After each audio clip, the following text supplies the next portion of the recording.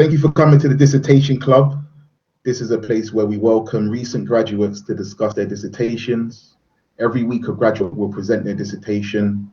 Sandra has kindly accepted the offer to deliver this fourth session. Her brilliant dissertation is entitled, "Which Innovative Tool, Zoom or Microsoft Teams, who adapted better to the public's demand during the COVID-19 pandemic?" As always, before we begin, I just want to say that you should follow departmental guidelines and the advice of your supervisor. They take precedence over what we will discuss today. Please ask questions at any time in the chat box or raise your hands. Then I will alert Sandra to your questions. I'll pass the mic to Sandra now. Thank you once again, Sandra. I really appreciate this. Go ahead. No worries. Thank you. Thanks for the intro. So, yes, so my dissertation was, as I mentioned, it was to do with Zoom and Microsoft Teams. So kind of looking back, and I'm sure there's going to be tons of kind of dissertations about the COVID-19 baseline. So that was kind of, so my master's is in innovation and e-business. So hence why I kind of chose the innovation side of it and kind of the e-business itself. So run through why I chose this topic, given that we were all connected on these two platforms. I had chosen Zoom and Microsoft Teams because I thought, or I saw, a lot of demand for it. So either you had your personal Zoom connections with your friends and family, and then the Microsoft Teams in terms of your work. So I wanted to compare the two and check which one did kind of the best and who adapted better. So I'll move on. Okay. So I initially, so I looked at both, and then I started kind of researching in terms of, you know, where did it all start, whether it was to do with being a network effect and what, you know, in terms of technology itself. So if we scroll down to, I'm just trying to zoom in. So I looked at the, in terms of the theory itself, I went into looking at what was the strongest in terms to enable to describe what I wanted to research. And this was kind of the finding out how did it come about, the video conferencing, and then literature review around it as well. So I'm just going to quickly go into this literature review so you can see what the paper is about. So the depth of subjects of technological change, and which one was more, what comes up about dominant design itself and web conferencing systems. So I looked at those kind of three, narrowed it down and thought, right, let's focus on those, and then look at how it evolved in terms of what Zoom did better, how did Teams do better, and then looking at how to collect the data itself. If you guys did it. So yeah. So I looked at that technological change, started reading loads of papers about it, looked into it really specifically. Then I also looked at the dominant design of it, what kind of systems dominate and how do they dominate the ecosystem, and then looked at the web conferencing system in terms of how did it start about, what kind of functionalities it needed to have, what kind of speed, what internet. So I looked at all of this and I thought, right, okay, how do I put this together? And luckily I had a very good supervisor who helped me a lot, and she was amazing. So on the literature, so again, you know, most of us were home working because of the pandemic.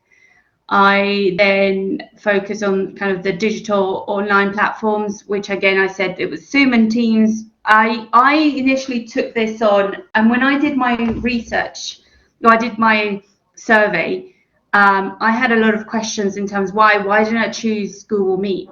And I didn't put Google Meets on here because I don't think it was very dominant during the pandemic. I didn't hear of Google Meets until like later down the line, and every time I spoke to someone or I had invites, everything was like, you know, Teams or Zoom, and it was kind of very it was very live and active, those two platforms. So so looking at the technological change, I saw kind of the modeling and looked at the how it's measured, and then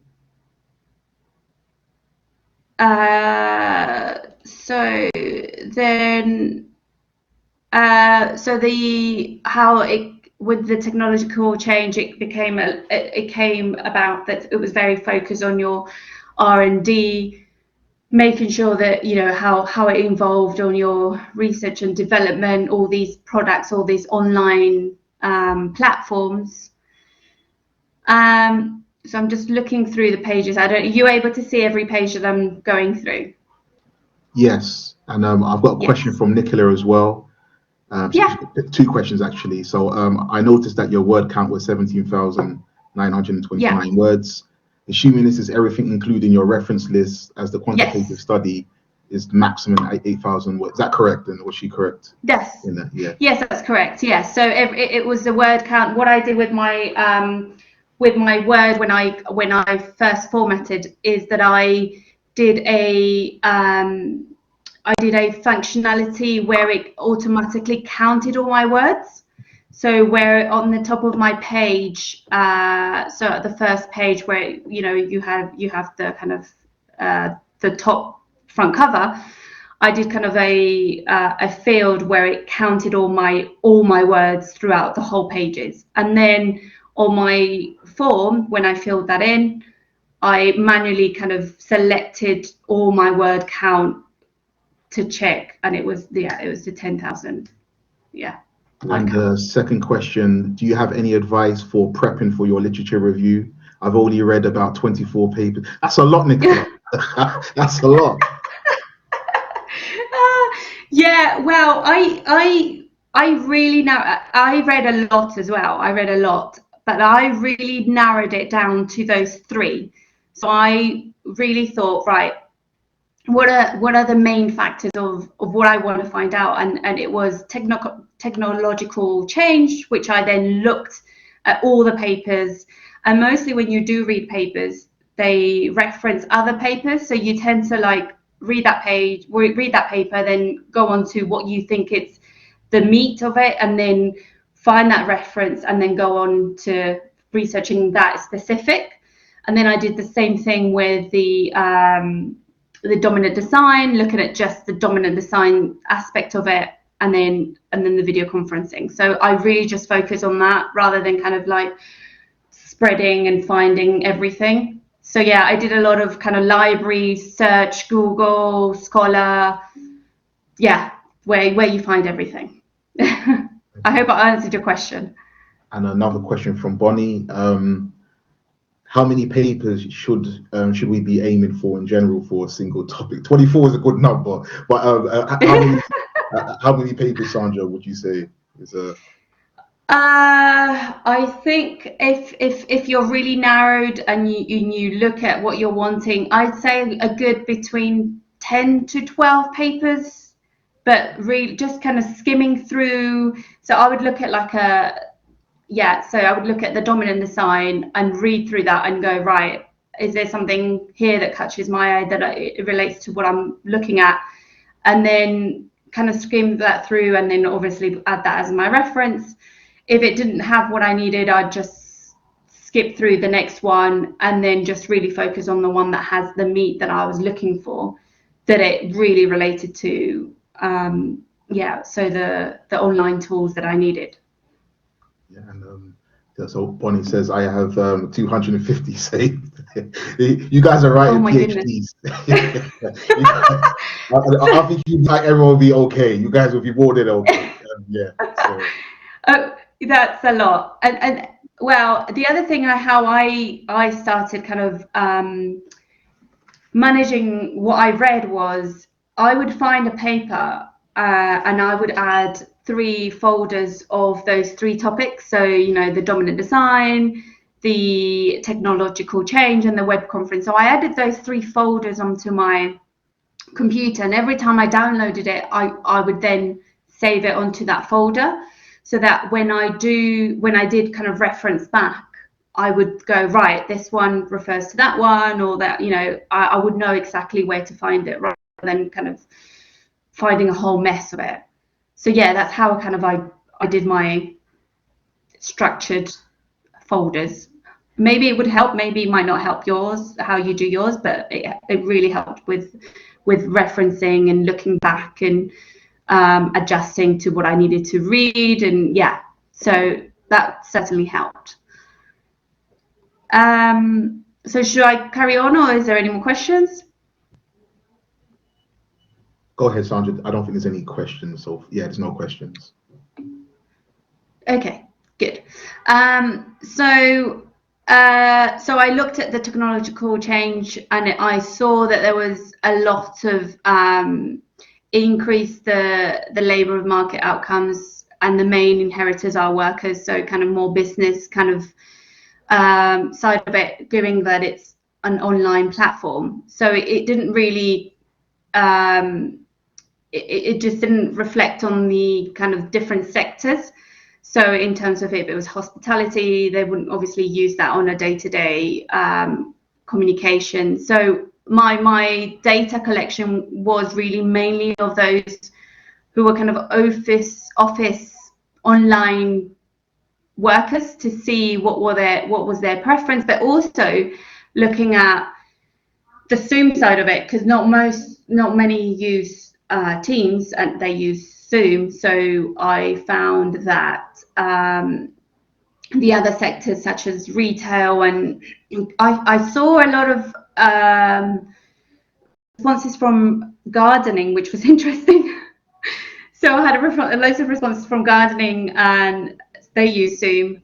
So yeah, so the data collected, I used 2 methods, which was primary and secondary data.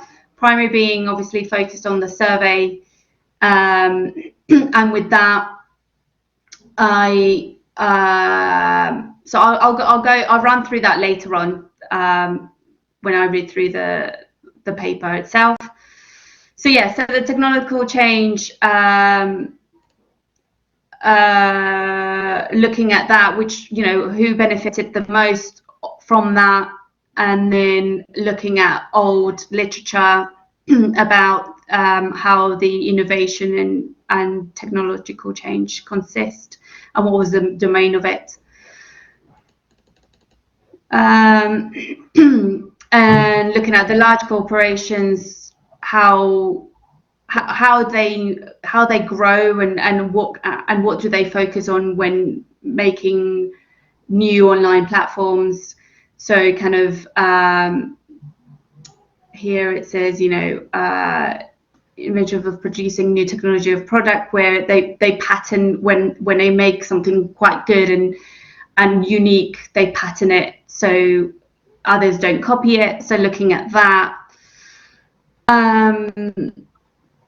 Yes, so looking at Schumpeter rejected the idea of innovation. So looking at old research and new research on my literature review. So to conclude, I used a lot of figures as well. So I did kind of looked at how organizations implemented that onto their own framework. So if I can show you one of the figures I used, so kind of the innovation wheel, how it goes about. So yeah, so understanding that, also making that kind of a visual well into my paper, so that when they read it, they kind of also seem to understand it visually as well. So I looked at finding different graphs that represented what I was talking about. Yeah, so kind of illustrations of it.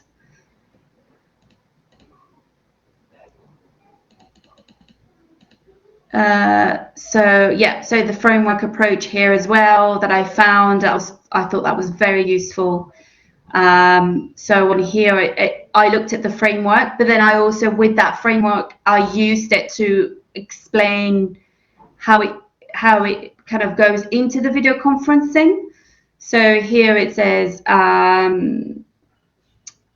so let me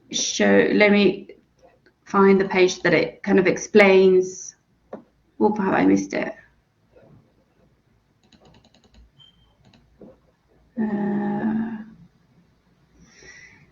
So here, yes. So here, for example, I've said taking the example of the video conferencing system, the spillovers was generated by digital engagement, social media, and kind of I extracted that and made that as a visual. So from the extra industry activity generating indirect spillovers and own industry of web conferencing platforms. So I used this framework and then I explained it as in, right, so how did it work? How does it work for the online? How did it work for the video conferencing?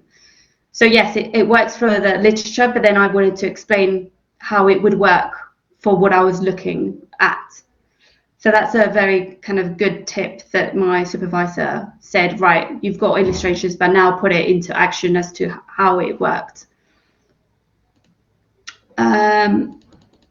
So yes, so then I moved on to the next topic, which was the dominant design, and then looking at the literature of that and finding the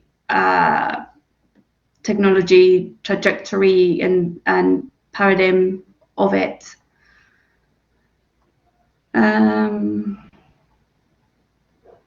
So yeah, just looking through that. If I'm going too slow, let me know. If you need faster, I can go faster. No, it's completely fine. I've got a question for Nicola, but maybe we can answer that question in the methodology section. Nicola said, how long did it take for your data analysis? I'm stuck in an SPSS hole right now. So, but do you want to answer that now, or maybe answer it when we go to the methodology? Yeah. So has she kind of done the literature review section? Yeah. Come to mic, Nicola. Yeah, sure. If you're able. Cool. Can you guys hear me okay? Yeah, perfect. Yeah. Oh, perfect. Great. Awesome. Thanks so much for this. This is very helpful. So yes, I have done the data collection. So now I'm kind of worked through all the data and I've cleaned up the data so I can actually see how many participants I have who have answered all the questions. And it was actually quite shocking how many hadn't answered anything. So that was quite a wake-up call. But I've got about 82 in the end, which is really good. Yeah, so now I'm busy with starting the data analysis. So I've done descriptive statistics. I feel that's quite straightforward to do in SPSS, but then I'm kind of like in a bit of a hole now, like, okay, now I actually need to test my hypotheses. I'm doing a t-test, and then I'm also doing a moderation model. Again, I've never used SPSS in my life or done quant research, so maybe just any tips or advice. Ryan actually gave me a contact at Birkbeck to help me, but yeah, anything just to kind of calm the soul when you're in SPSS. Yeah, it is quite daunting, this SPSS kind of. You're thinking, right, where do I start? And what I did is that I stripped it down to what I wanted to kind of find out, and then I went onto YouTube and literally found how step by step on how to do it. So I used a lot of YouTube videos and looked at step by step, and then YouTube was my go-to. And just when I was stuck, I then because I used loads of kind of technical words of how to do, like, cross tabulation and all of this, and I was like, why? Okay, how do I even look at that? So when I looked at one video, and saw that they were explaining one thing and it would come up with a word that I needed, that I was interested in, then I'll go back into YouTube and go, right, how do I don't know, how do I delete or clean up the data, or how do I kind of make graphs, and how do I do cross tabulation on two things that I'm looking for. So I did a lot of YouTube. So did step by step, just a lot of stop and doing it. I used two computers, which helped a lot. Yeah. So had one for the video or a tablet, and then did it manually as I went along. But it is quite daunting. Yeah. That's great. And I have a question for Nicola and you, Sandra, as well. How did you get so much participants? This is something that I know a lot of students are struggling with. Like Nicola, in particular, you seem like you have a lot of participants. How were you able to get so much Yeah, participants? to be honest, Ryan, it was quite a struggle. But I actually got about 125, I think, and then as I said, I only have about 81, at the end.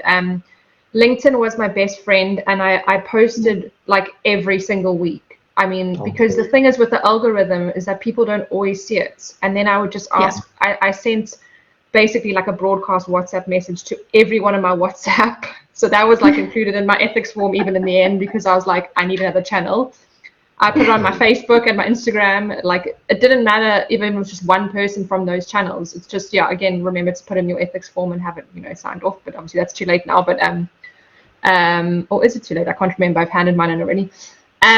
But yeah, it was just really pushing. I think just constantly going at it and not being afraid to constantly keep putting the message out there. But I don't know, Sandra, maybe you have other tips, but that was my... Yeah, no, I use the same thing. So social media was my big to go to. So kind of Facebook, LinkedIn, WhatsApp was my main kind of objective. And I thought, right, reach out friends. And then once they kind of one comments, then they obviously, it triggers off to others reading the post. So I did that. And also, I don't know whether you're familiar with your Nextdoor app, which it helped immensely. So it's an app that's to do with your community around you. And is everyone kind of familiar with what Nextdoor app is? Yeah, I've heard of Nextdoor. Yeah, I've heard of Nextdoor. Yeah. I'm sure. Yeah. So yes. So on there, I kind of posted that. I did my ethics form and I did that questionnaire. I did have loads of people speculating whether it was a scam or not, but I reassured and I was like, look, it's not a scam. Read through it. I'll be happy to answer. And it had the letter of Birbeck. So I had a lot of response from that. So which was really good. I would So I would really advise on the Nextdoor app if you're not getting as many participants. And also on your Facebook, if I don't know if you have Facebook, also in your groups of your community groups as well, post that on there. I'm kind of I have different groups in the area. I have about 4 different areas that I joined, so I post that on there, and people would comment and go, I'll be happy to help. I've completed your survey, so that helped a lot. So yeah, social media. That's great. And I've got 2 questions. One from Bonnie. From Juan, how many words did you write for the literature review section?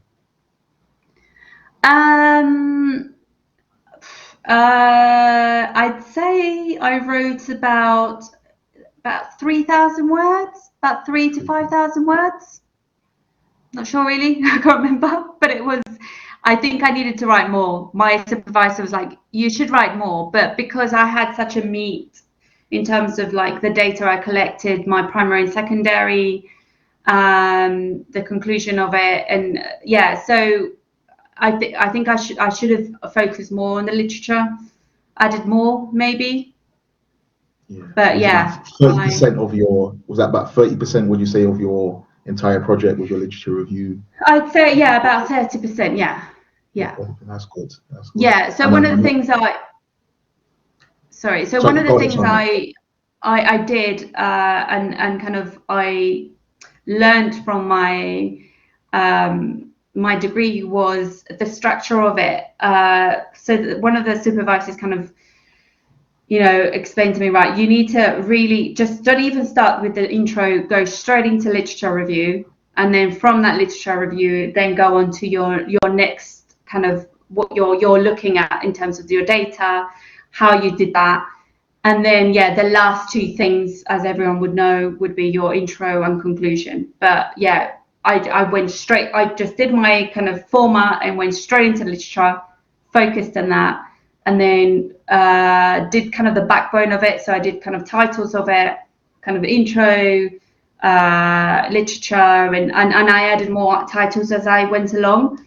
But went straight to that, what I found, and then went into, right, what data I'm going to collect, how I'm going to find that data, and then the last bits are just the head and the tail to put that together.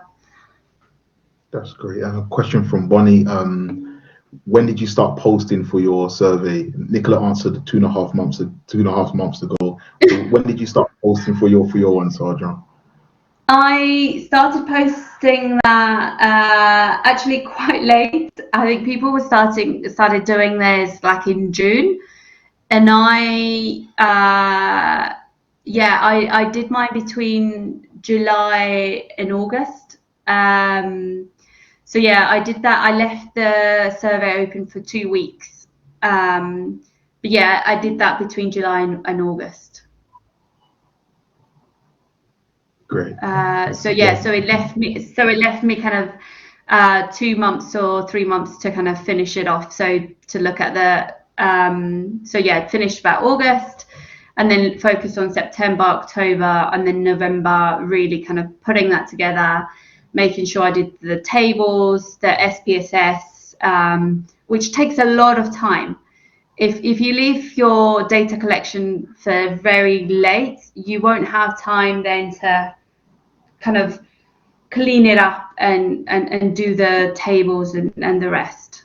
But as soon as you could do it, the better, because then you have more time to kind of find what you're looking for in terms of the table, SPSS, information, putting that together, because it takes a long time. I really struggled. I did the whole literature review fine, and I did the data, but then when I was putting everything together and making sure the SPSS worked and the cross tabulation, I really struggled, and I thought, right, this is really time consuming. And I looked at hundreds of videos, took my time,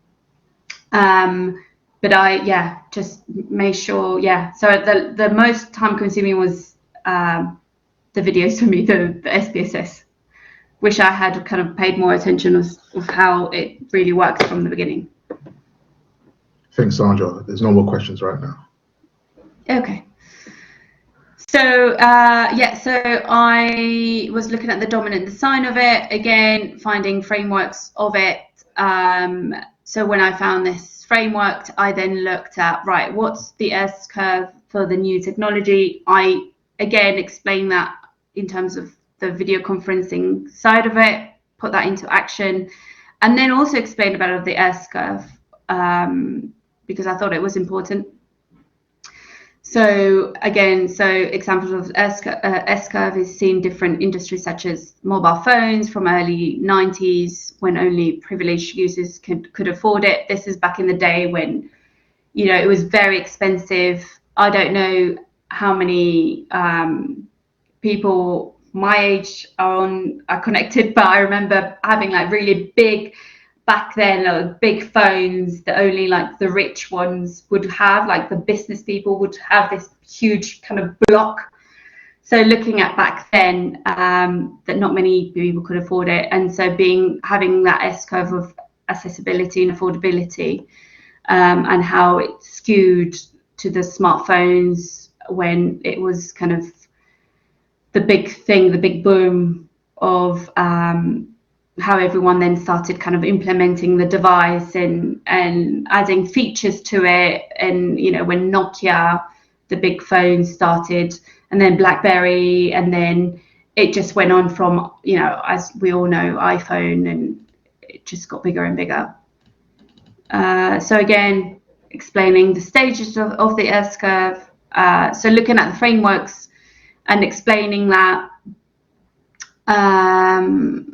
So let me just see, scroll down here. So yeah, going into like how they protect their design and it's guaranteed. So really focusing on the technology side of it. So smartphones, PCs. What was the main thing for video conferencing? So because this is around what my topic was. So really narrowing what you're looking for. So looking at the project life cycles, explain a bit about that. So then also kind of explaining the launch of the iPhone, how it came a dominant player. There's a lot to talk. I think when you focus on something, you find little kind of jigsaw puzzles that kind of start putting together, which was really nice and interesting to see. And here, kind of, I did a bit of a summary. So going into the next chapter. So again, dominant design gives a rise to technology cycles of episodes of variation. And then I go into the web conferencing platforms. How did it start? What you needed to connect. How it works, really. So kind of the multiple devices and the different time zones that you needed to, how you're able to connect, kind of explaining that, the transmission information, explaining that a bit about the technological sides of it was very interesting to see. What VoIP is, explaining that about the asynchronous and synchronous, what they mean. Again, the two major players of popular video conferencing, these are the two that I chose. And then I saw later on that they were the biggest players. So if I skip then down to I'm just checking. Oh, okay. So this part, when I was looking at the video conference side of it, I saw also the homeworking one. I looked into, right, okay, so we've got the video conferencing, we've got the technological change in the dominant sign, and then I thought, right, because my question's based on COVID and then working from home, so I looked at that as well. I thought, right, what information or data I can take from how many people worked from home before the pandemic, and what was the sector of that, and then after the pandemic, like during the pandemic, what the numbers were. Did they increase? Did they not increase? So I looked at that. I did a bit of research on that. So I looked at the UK Stats Office of National Statistics, and I looked at that, and I thought, right, I'm just gonna elaborate more as to the age group who work from home and those that didn't, that really need to go back to work. So I did a lot of stats on that as well, because I thought it was a good kind of conversation to have. And then I did a bit of graphs as to how many of those, the stats, were working from home, what was the sector of those. So I don't know if you can see. So all the industries, which was very interesting. So skipping down to then summarizing, and then looking at so the methodology side of it.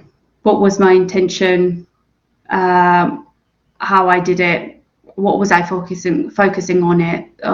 And how I approached it. So how did I start it? Where did I focus on the questions that I wanted to gain? So I did a load of research on the video conferencing, I thought, right, okay, I went onto this website that I found and I looked at all the features that Zoom and Microsoft Teams had, and I looked at the features and I kind of looked at it and I thought, right, I need to ask participants what they feel about sharing their screen and looking at these are the ones that I kind of, looked at the performance of it, the products, the features and recommendations, and I looked at all of that and put that together into the questionnaire of what I wanted to find. So then an analysis of Zoom and Microsoft was undertaken from this examination. The questionnaire was put together to reflect whether during the pandemic these demands of features were still important. And then kind of format the question to firstly understand the demographics of participants. Again, goes into gender, age, and kind of what sector of employment that I wanted to kind of see if I could capture some of them. With capturing some of it, I miss some of the sectors. Again, I didn't take into account kind of gardening and all the kind of low skilled kind of work. And so when I put specify other, that's when I started kind of had those extra sectors that I then had to kind of add onto my categories that I had. So I thought, right, okay, so I have to add another category, which was the low skilled workers, and then in there I added the rest of the participants that added other that I missed off. So I explained, it kind of explains my step-to-step, and again the list of references where I got the information. So from Zoom, I did a bit of a table. So Zoom, all the articles I found that had the information that I needed about Zoom. For Teams, all the information where I found about Teams, and then kind of the comparison, because I did a bit of comparison between the two online platforms. So this online platform kind of did the comparison of the two, put that in there, and then the stats. So again, going to the data collection, I did piloting. I don't know how many of you have done your piloting survey. I did that a lot, because you do miss out. You tend to think that it makes sense for you, but it might not make sense for others. So I did piloting to some of my friends, my work colleagues, had some feedback, amended that, made that kind of more user-friendly, and everyone understood what I was wanting to collect, which is very useful. So I would really advise doing the piloting. So spoke that about that, the piloting, and then what each question consisted of. So yeah, here it says, the population sample used was public through means of online platforms such as Facebook, LinkedIn, Nextdoor app. So kind of explain that as well. How many questions? So on my ethics form, I wrote down how many questions and how long it would take for someone to complete. So sometimes you read the ethic forms and you're not informed of those, and you just think, oh, it's another one and it's a bit lengthy. I don't have time right now. But whereas if you think, right, it's only 22 questions and it's only 5 minutes or 7 minutes, that's going to take, it kind of encouraged them to answer it. So I wrote that on my ethics top form.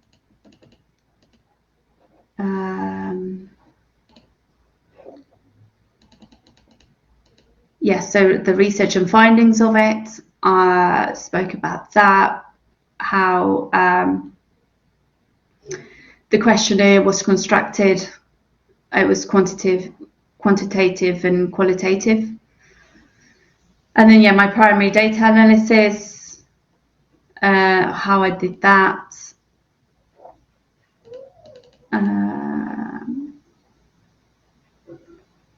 Yeah, so the new categories that I had to add, so low intensive sector, where would that fit in?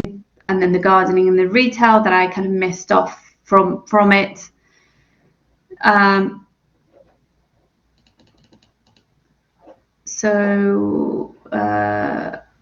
Yeah, so explaining, I had 82 participants after that. So you Nicola, I think you got a very good number there. So yeah, so so looking at the age groups of everything that I've collected, it was really interesting. Obviously, finding the information, it was really interesting to see. Whereas, like when you put everything together, you're like, right, I didn't expect that. So yeah, so I had yeah, so for 60% use Microsoft Teams, 40 use Zoom.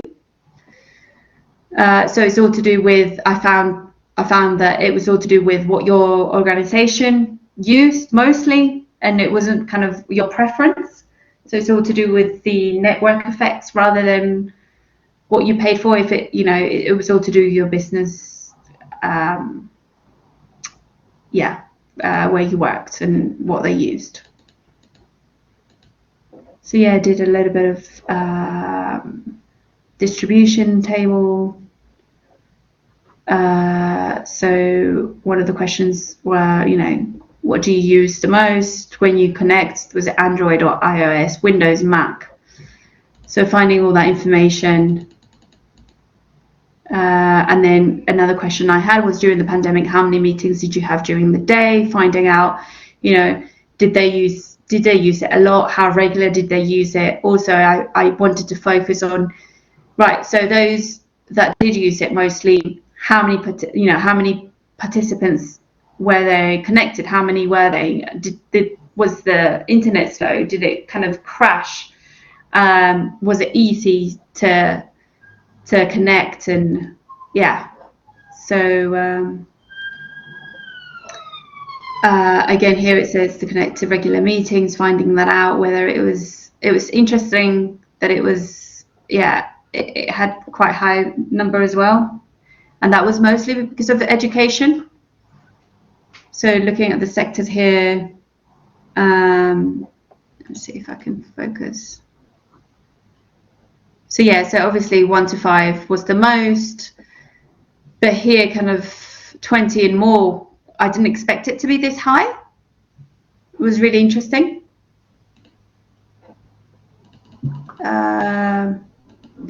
Again, what kind of device did you use? Was it a laptop, tablet, smartphone? You're looking at that. So I had the highest score selected was having multiple participants, with 61 count being kind of they thought it was the most important feature, again, because I wanted to capture to them what did you think it was the most important? Is it like, recording? Was it chats? Was it kind of like sharing your screen, sharing files? So again, it was interesting. I thought it would be more kind of recording. I thought that would be the highest, just because if people didn't join, they would kind of look back at it. But it seems that it was the multiple participants that was kind of the most important feature. And then the second one was live chats. Yeah, and then the third one being screen sharing. So it's really interesting. What I thought I knew completely just took off completely. Just found new information. So it's, interesting. So find a topic that you really care and what you find interesting, and then it kind of, you learn how the data you're collecting. Sandra, again here, conscious of the times that we have a few minutes left. So yeah, it'll be great. Like any final thoughts about your project and how you actually I've got a question. And in terms of like, it seems that you're very visual in terms of what you're using. I think that's amazing. Is that like, what was your thinking behind that in terms of models, tables, graphs? Like, you use a lot of that within your work. Like, what was the thinking behind that? Because I like to see, I'm very visual, as you can see, but when I write stuff or I read stuff, I then compare it to the visual of it to see, right, okay, oh, so, you know, because when you do read loads of words, you kind of get confused or it doesn't kind of sink in. And whereas if you look at the visual side of it and you read it and you go, so this is what it looks like, and this is the comparison as like a pie chart, right? This is a big chunk of it. So Sumi's doing better. So yeah, that's my preference. I don't know if it works for the rest, but I liked visuals. I tend to, when I read papers, I tend to find the visuals that kind of drive the data in, because it works for me.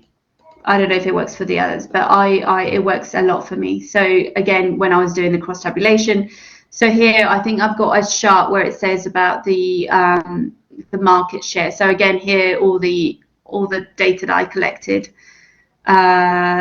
So you know, what operating system did you use? It was Windows during using a laptop, and what was the main sector? So I had all the sectors here. And with the Windows, and then what device. So this SPSS, I kind of got that cross tabulation from that. That's what I wanted to also focus to, so that you could see it. With Excel, you wouldn't be able to kind of share that, whereas I think it was a good platform to use with the SPSS. And then kind of the conclusion of it, kind of, so there was one that it showed on my secondary data. So this is all still primary, but on the secondary data, when I was looking at doing my research, I found that the main two domains or big market share, I don't know if I can find the right page, let me just see. So here again, I looked at the different features. I created this table and I looked at, right, so this is Microsoft Teams. How did they evolve, like from 2017? How did they started, you know, what features did they started adding, and how many capacity did they add? So I did the same thing for Zoom. And then in the end, I compared the two. So, so I kind of put, again, quite visual for me. I don't know if you could see that, Ryan, but it was quite visual for me to see the comparison. Yeah. Brilliant, definitely. I love the way you compare. So I suppose this when the critical analysis marks comes in now, when you're comparing Zoom and Teams together in this way. Yeah. So you can see here again, looking at the stats, that it was, So for me that was quite visual and quite interesting, because after the data analysis, the secondary data came up as being Zoom being the lead. That's brilliant. But yeah. Any final questions before we wrap up this session, everyone? Sorry, me again. I found this session a very valuable session, so thank you so much. I'm really glad I joined. Mine's also a bit of a comparison, so that's really helpful. I think I just wanted kind of a practical tip in terms of, so when you did your data analysis, did you kind of put it all into a doc, and then when you came back to that to put everything together at the end, or like logistically speaking, how did you really do it? I guess, again, that could be kind of an overwhelming point with data analysis, literature review, because that's kind of what I'm focusing on. Is I'm year 2 part-time, so we have to hand it in at the end of September. So I'm kind of focusing most of August writing it. So I'm in the middle of data analysis and hoping to finish by the end of this month. Yeah. So how did I start doing all the kind of data together? Is that the question? How did I start putting the data together? Yeah, I guess once you have an SPCS, it's a bit of a minefield. So I guess did you kind of like export it and then kind of put it Yeah. when you started writing it, or how did you find worked the best for you? Yeah, so I wrote, so when I collected the data, I then kind of did the bit of a clean of it and then looked at it and thought, right, I had a very good supervisor who kind of helped kind of shape a bit of what I was looking for, and she was like, right, compare what you're wanting to compare. Are you comparing sectors? Do you want to compare the sectors with the devices? Or are you comparing the devices with the operating system? What are you wanting to? What do you want to see? And I was like, right, yeah, I want to compare what, the connectivity between the sectors. And she was like, right, okay, this is so then she kind of steered me into, right, do a cross tabulation between those three, or do another one from this side. What are your findings? What do you want to see? So to me, for her, it was very useful for her to say to me, what is it that you want to see? What are you wanting to find out, so that people could understand what you're trying to find. And it was almost like, where was the demand, where, because it was mainly on business. So it's like, right, okay, what sector, what operating system, did iPhone use more Zoom, or was it all to do with Microsoft? So everything kind of really narrowing it down, I found it. And then when narrowing it down, that's where I was like, right, I compared this one to that one. And I did a lot of mistakes at the start. And when I looked at the information, I was like, I don't want to show that information, because I don't think that's useful. I don't think that's essential. Because I did a bit of comparison between gender and, I don't know, gender and something else. I was like, but that doesn't really capture what I'm wanting to find out. So I scrapped that, looked at found what I thought it was quite meaty. But yeah, play around with it, what you think what you're wanting to find out, or it's all to do with the question. I went back and I reviewed back the question. I was like, right, okay, so my question is this. I need to focus on the question. I can't steer off from the question. But yeah. Great. Thank you so much. Super helpful. No worries. Thanks, Sandra, again for coming through and explaining her thesis, her dissertation. Really beneficial. Like a lot of positive comments in the chat section. Thank you. Oh, I'm glad. I'm glad it helped. Thanks for your time.